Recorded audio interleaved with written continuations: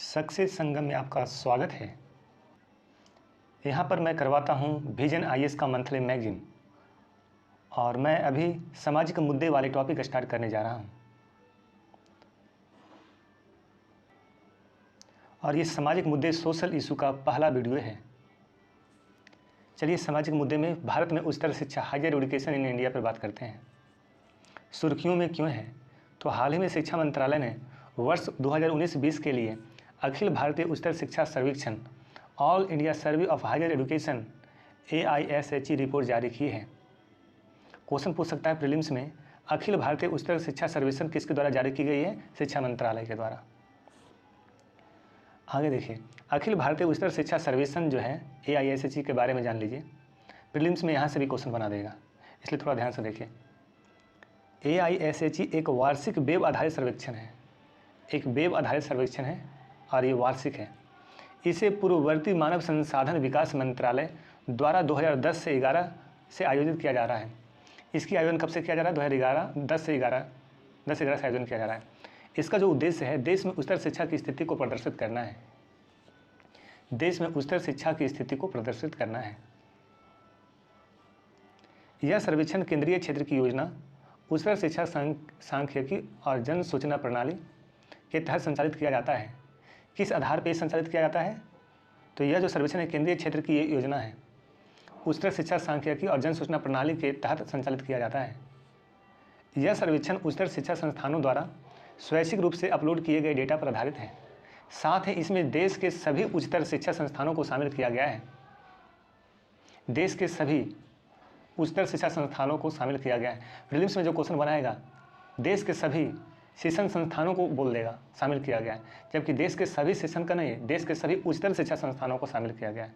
उच्चतर शिक्षा संस्थानों, इन्हें निम्नलिखित 3 व्यापक श्रेणियों में वर्गीकृत किया गया है।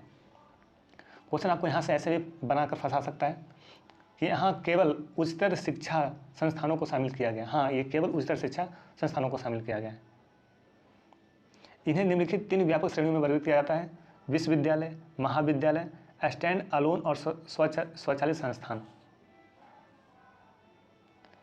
अब बात आती है स्टैंड अलोन या स्वचालित संस्थान क्या होते हैं? ये विश्वविद्यालय से संबंधित नहीं होते हैं, ये डिग्रियां प्रदान करते हुए अधिकृत नहीं होते हैं, इसलिए डिप्लोमा स्तर के कार्यक्रम संचालित करते हैं, जो डिप्लोमा स्तर के कार्यक्रम संचालित करते हैं। तो आप देख लीजिए यहाँ पे 3 व्यापक श्रेणियों में वर्गीकृत किया गया है: विश्वविद्यालय, महाविद्यालय संस्थान और स्टैंड अलोन या संचालित संस्थान। स्टैंड अलोन वैसे संस्थान होते हैं, ये विश्वविद्यालय की तरह नहीं होते हैं, ये डिग्रियां प्रदान करने हेतु अधिकृत नहीं होते हैं, ये डिप्लोमा स्तर के कार्यक्रम संचालित करते हैं, उसे स्टैंड अलोन संस्थान कहते हैं या फिर स्वचालित संस्थान कहते हैं। आगे देखिए, अखिल भारतीय उच्चतर शिक्षा सर्वेक्षण 2019-20 के प्रमुख निष्कर्ष क्या हैं? उच्चतर शिक्षा संस्थानों का वितरण, उच्चतर शिक्षा में नामांकन, भारत में उच्चतर शिक्षा में सकल नामांकन अनुपात, ग्रॉस एनरोलमेंट रेशियो में अत्यल्प वृद्धि हुई है। ठीक है, सकल नामांकन अनुपात उच्चतर शिक्षा में नामांकित पात्र आयु वर्ग 18 से 23 वर्ष के छात्रों का प्रतिशत है। आगे देखिए, लैंगिक समानता वर्ष 2019-20 में महिलाओं के लिए सकल नामांकन अनुपात पुरुषों के 26.9% की तुलना में 27.3% था। परिणाम स्वरूप उच्चतर शिक्षा में लैंगिक समानता सूचकांक शैक्षणिक वर्ष 18-19 में 1.00 की तुलना में शैक्षणिक वर्ष 2019-20 में 1.01 था। यह पुरुषों की तुलना में पात्र आयु वर्ग की महिलाओं के लिए उच्चतर शिक्षा तक सापेक्षिक पहुंच में सुधार दर्शाता है। आगे देखिए, 1 का GPI लैंगिक समानता को दर्शाता है। 1 GPI का मतलब, GPI का मान 1 होगा तो इसका अर्थ होगा लैंगिक समानता है, और 1 से अधिक GPI का मतलब क्या होता है? महिलाओं के पक्ष में असमानता को दर्शाता है। 1 है तो क्या है? समानता है। 1 से अधिक है तो महिलाओं के पक्ष में यह असमानता को दर्शाता है, याद रखिएगा। तो GPI 1 का मतलब क्या होगा? यहाँ से प्रीलिम्स में क्वेश्चन बना सकता है। GPI 1 से अधिक का मतलब क्या होगा? यहाँ से क्वेश्चन बना सकता है। तो 1 से अधिक होगा तो महिलाओं के पक्ष में असमानता को दर्शाएगा। 1 होगा GPI तो वो लैंगिक समानता को दर्शाएगा। ठीक है, GPI का मतलब क्या होता है? जेंडर पैरिटी इंडेक्स, लैंगिक समानता सूचकांक। आगे देखिए,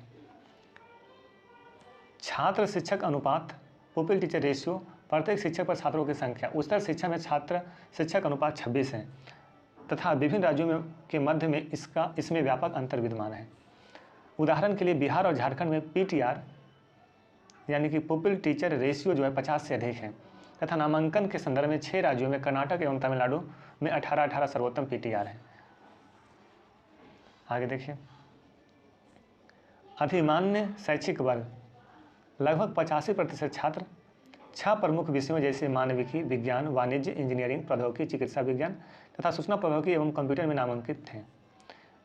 विदेश छात्रों की भागीदारी उच्चतर शिक्षा में नामांकित छात्रों की तुलना में विदेशी छात्रों की कुल संख्या 47,427 है।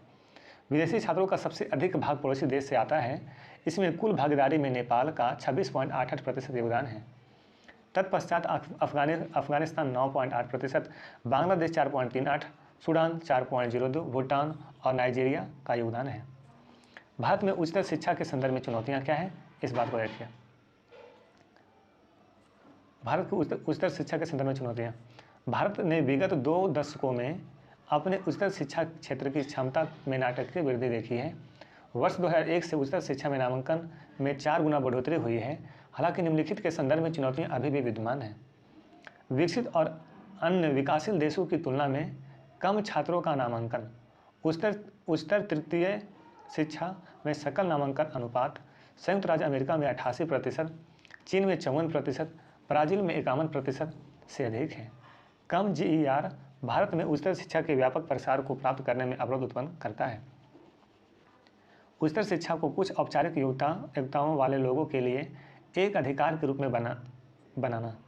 आगे देखें, भारत में निम्न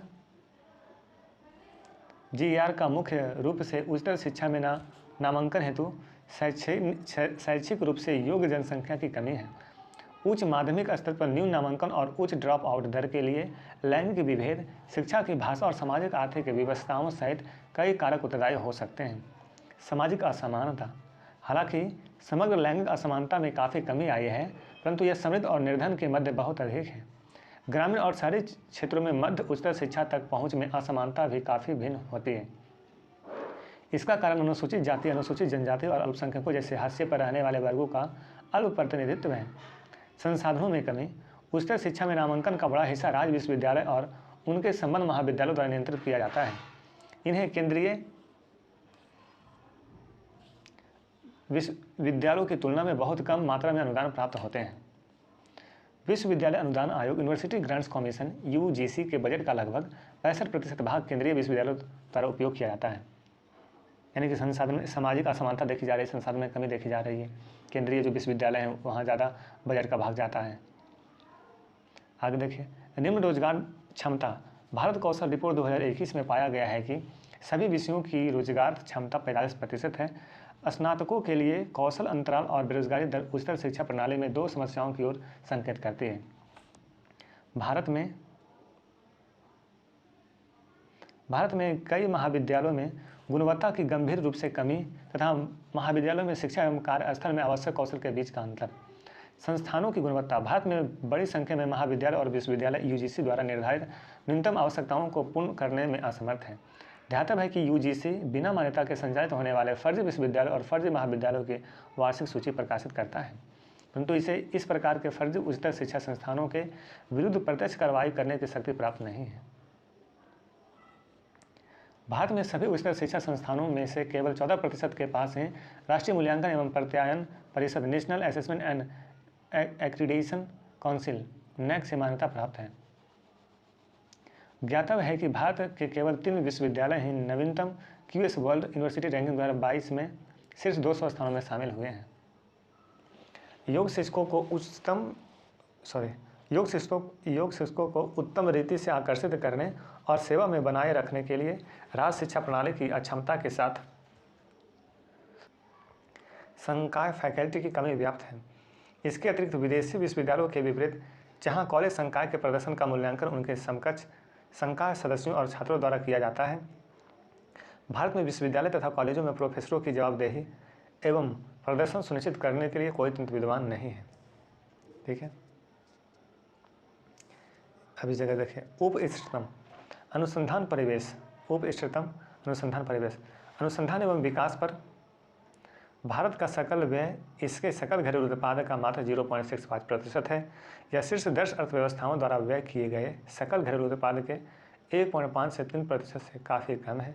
परिणामस्वरूप केवल 2.5% HEIS ही PhD कार्यक्रम संचालित करते हैं तथा PhD में नामांकित छात्र कुल नामांकित छात्रों का केवल 0.5% है। इसके अतिरिक्त प्रकाशनों में वृद्धि के बावजूद निम्न साइटेशन इम्पैक्ट का अर्थ है कि भारतीय शोध पत्रों की गुणवत्ता अन्य देशों के समतुल्य नहीं है। भारत के लिए सापेक्ष साइटेशन इम्पैक्ट विश्व औसत 1.0 का अर्धांश है। अभिशासन और जवाबदेही राज्य स्तरीय प्राधिकरण और संबद्ध विश्वविद्यालय उच्चतर शिक्षा के प्राथमिक विनियामक हैं। इसके कारण उच्चतर शिक्षा प्रणाली अनेक समस्याओं से ग्रस्त हो गई है, जैसे अति केंद्रीकरण, नौकरशाही की भूमिका में वृद्धि तथा जवाबदेही, पारदर्शिता और व्यावसायिकता की कमी। कोविड-19 के प्रभाव। कोविड-19 ने उच्चतर शिक्षा संबंध कई नकारात्मक प्रभाव उत्पन्न किए हैं। उदाहरणार्थ निष्क्रिय या नीरस अध्ययन, आभासी कक्षा लेने में 10 शिक्षकों की कमी, छात्र नामांकन की संरचना में परिवर्तन, परीक्षा और डिग्री प्रमाण पत्र प्राप्त करने में विलंब के कारण बेरोजगारी में वृद्धि होना आदि। इसने प्रचलित डिजिटल विभाजन की चुनौती को भी रेखांकित किया है।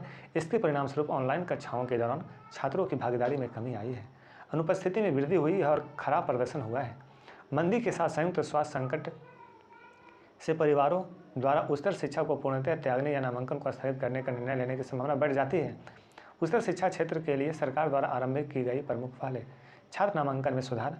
राष्ट्रीय शिक्षा नीति नेशनल एजुकेशन पॉलिसी NEP 2020 का उद्देश्य वर्ष 2035 तक उच्चतर शिक्षा में GER के 50% तक बढ़ाना है। इसमें एक अंतर विषयक दृष्टिकोण के माध्यम से पाठ्यक्रम को लचीला बनाने, कई निकास बिंदुओं का निर्माण करने और ST, SC, OBC एवं सामाजिक आर्थिक रूप से वंचित समूहों, socially and economically disadvantage groups के छात्रों के लिए उनकी योग्यता के अनुसार छात्रवृत्ति पर बल दिया गया है। मुक्त एवं दूरस्थ शिक्षा, ओपन एंड डिस्टेंस लर्निंग के लिए UGC का नया विनियमन दूरस्थ शिक्षाओं प्रदान करने के लिए प्रतिष्ठित संस्थानों के इस क्षेत्र में प्रवेश की अनुमति प्रदान करता है। लोगों तक पहुंचने और उन्हें उत्तम गुणवत्ता युक्त शिक्षा प्राप्त करने में सक्षम बनाने हेतु स्वयं पोर्टल लॉन्च किया गया है। वित्त पोषण आवश्यकताओं का समाधान करना। राष्ट्रीय उच्चतर शिक्षा अभियान 2013 का उद्देश्य राज्य के संस्थानों को उनके शासन एवं प्रदर्शन के संबंध में वित्त पोषण प्रदान करना है। उच्चतर शिक्षा वित्त पोषण agency hire education financial agency 2018 शिक्षा मंत्रालय और कैनरा बैंक का एक संयुक्त उद्यम है। इसका उद्देश्य बाजार से धन, दान और निगमित सामाजिक उत्तरदायित्व कॉर्पोरेट सोशल रिस्पॉन्सिबिलिटी निधि प्राप्त कर शीर्ष संस्थानों की अवसंरचना में सुधार के लिए इनका उपयोग करना है। उच्चतर शिक्षा संस्थानों का बेहतर विनियमन। भारतीय उच्चतर शिक्षा आयोग, higher education commission of India को विश्वविद्यालय अनुदान आयोग या अखिल भारतीय तकनीकी शिक्षा परिषद के स्थान पर उच्चतर शिक्षा के एक व्यापक विनियामक के रूप में कार्य करने हेतु प्रस्तावित किया गया है। अनुसंधान पायतंत्र को पुनर्जीवित करना। शिक्षा में बुनियादी ढांचे और प्रणालियों को पुनर्जीवित करना या राइस योजना को पुनर्गठित उच्चतर शिक्षा वित्तपोषण एजेंसी द्वारा वित्तपोषित किया जाता है। इसका उद्देश्य प्रमुख शैक्षणिक संस्थानों में अनुसंधान और संबंधित अवसंरचना में निवेश में वृद्धि करना है। तकनीकी अनुसंधान की गुणवत्ता बढ़ाने के लिए प्रधानमंत्री अनुसंधान अध्ययता योजना आरंभ की गई है। Impacting research innovation and technology, imprint India मूल वैज्ञानिक और तकनीकी अनुसंधान को बढ़ावा देने के लिए IITs और IISc की संयुक्त पहल है। अकादमी और अनुसंधान सहयोग संवर्धन योजना spark, scheme for promotion of academic and research collaboration spark का उद्देश्य भारतीय संस्थानों एवं विश्व के सर्वश्रेष्ठ संस्थानों के मध्य अकादमिक और अनुसंधान सहयोग को सुविधाजनक बनाकर भारत के उच्चतर शिक्षा संस्थानों के अनुसंधान परिवेश में सुधार करना है। उच्चतर शिक्षा संस्थानों की गुणवत्ता में सुधार। राष्ट्रीय संस्थागत ranking framework, national institute ranking framework NIRF 2015 Bharat में उच्चतर शिक्षा संस्थानों को रैंक प्रदान करने के लिए शिक्षा मंत्रालय द्वारा अपनाई गई एक पद्धति है। इसके अंतर्गत संस्थानों को एक दूसरे के विरुद्ध प्रतिस्पर्धा करने के लिए प्रोत्साहित किया जाता है, साथ ही उनके विकास की दिशा में भी कार्य किया जाता है। NIRF उत्कृष्ट संस्थानों इंस्टीट्यूशन ऑफ एमिनेंस योजना के लिए निजी संस्थानों के मूल्यांकन के मानदंडों में से एक है। ऐसे में IOE विश्व स्तरीय शिक्षा और अनुसंधान संस्थानों के रूप में 20 संस्थानों की स्थापना का उन्नयन के लिए विनियामक संरचना प्रदान करता है। अनिवार्य मूल्यांकन। UGC ने वित्त पोषण के लिए आवेदन करने वाले सभी HEIS के लिए NAAC मूल्यांकन अनिवार्य कर दिया है। हाल ही में AICTE ने घोषणा की है कि HEIS द्वारा संचालित किए जा रहे कम से कम आधे कार्यक्रमों को राष्ट्रीय प्रत्यायन बोर्ड द्वारा मान्यता प्राप्त होना चाहिए। आगे की राह। मिश्रित अधिगम लर्निंग को अपनाना। कोविड-19 महामारी ने शिक्षण और अधिगम की प्रक्रिया को नया रूप प्रदान किया है और विभिन्न डिजिटल संसाधनों के उपयोग को प्रोत्साहित किया है।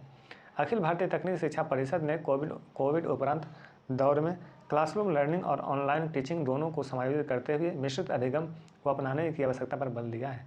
शिक्षा के क्षेत्र में निवेश। दूरस्थ शिक्षा कार्यक्रमों और ऑनलाइन शिक्षा समाधानों से भारत में वर्ष 2021 तक $2 बिलियन के बाजार सृजन की संभावना है। विदेशी संस्थान वैश्विक बाजार का लाभ उठाने के लिए इस उपक्षेत्र में भारतीय व्यवसायों के साथ सहयोग कर सकते हैं। अध्यापन को एक आकर्षक और लाभप्रद करियर बनाना। इसके लिए योग्य शिक्षकों को आकर्षित करने और उन्हें सेवा में बनाए रखने हेतु संकाय के लिए एक उत्तम रीति से संचालित पदोन्नति नीति एवं प्रोत्साहन योजना तैयार करने की आवश्यकता है। उद्योग अकादमिक संबद्धता। व्यावसायिक पाठ्यक्रम आरंभ करना, अनिवार्य इंटर्नशिप करना, यह सुनिश्चित करना कि कॉलेजों में पढ़ाया जाने वाला पाठ्यक्रम उद्योग की आवश्यकताओं के लिए प्रासंगिक बना रहे तथा युवाओं की रोजगार क्षमता को संवर्धित करता रहे। नामांकन संकेतक को पुनः परिभाषित करना। शोधकर्ताओं ने सुझाव दिया है कि भारत को GR की बजाय पात्रता नामांकन अनुपात एलिजिबिलिटी एनरोलमेंट रेशियो ER की ओर अग्रसर होना चाहिए।